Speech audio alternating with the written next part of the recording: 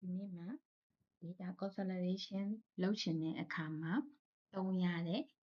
အသုံးဝင်တဲ့ shortcut key လေးကိုပြောပြပေးပါမယ်။အဲ့ဒီ shortcut key မသိခင်တော့ဆိုလို့ရှိရင်ကိုယ့် data တွေကဒီလိုပုံစံဖြစ်နေပေါ့နော်။ဒီလိုမျိုး master table လေးတစ်ခုတည်းကိုဒီလို separate ဖြစ်နေတဲ့ table လေးတွေက data တွေကိုတွားပြီးတော့ထည့်ချင်တယ်။အဲ့လိုအခါမှာဆိုရင်တို့တွေကကြတော့အရင်တော့ဒီလိုမျိုးပဲလုပ်ခဲ့ရပါတော့။ copy and paste ပေါ့နော်။ copy and paste တွေလုပ်ခဲ့တာများတယ်ပေါ့နော်။ဆိုလို့ရှိရင်ဆိုနဲ့ဆိုင်တဲ့ဟာကိုတွားပြီးတော့ထည့်တယ်ပေါ့နော်။အဲ့လိုမျိုး copy and paste တွေ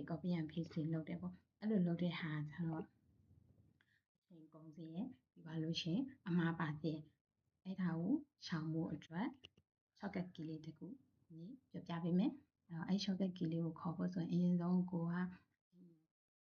combine လုပ်ချင်တဲ့table ရဲ့ cell လေးတစ်ခုပေါ်မှာလက်မှတ်ထားမယ်။ပြီးသွားလို့ရှိရင် consolidate လုပ်တဲ့ဘောက်ကျပြီးသွားရင်ရွေးပေးရမယ့် area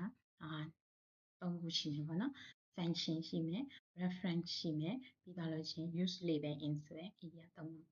ရွေးပေးရပါမယ်။အဲ့တော့ function မှာဆိုရင်ကိုကcombine လုပ်မှာဖြစ်တဲ့အတွက်ကြောင့်မို့လို့ sum function ကိုရွေးပေးထားလိုက်မယ်။ reference ကတော့ဒီမှာ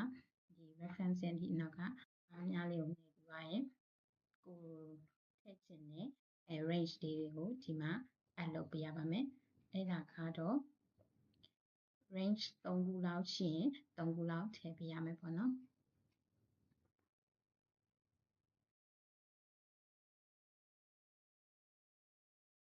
အဲ့လိုလိုက်မယ်ပြီးသွားလို့ရှိရင်ဘယ် label တွေကိုသုံးပြီးတော့ combine လုပ်မှာလဲပေါ့နော်။အဲ့တော့သုံးမဲ့ label တွေမှာဆိုရင်တော့ top row ကိုသုံးမယ်ပြီးရင် left column သုံးမယ်ဒီနှစ်ခုလုံး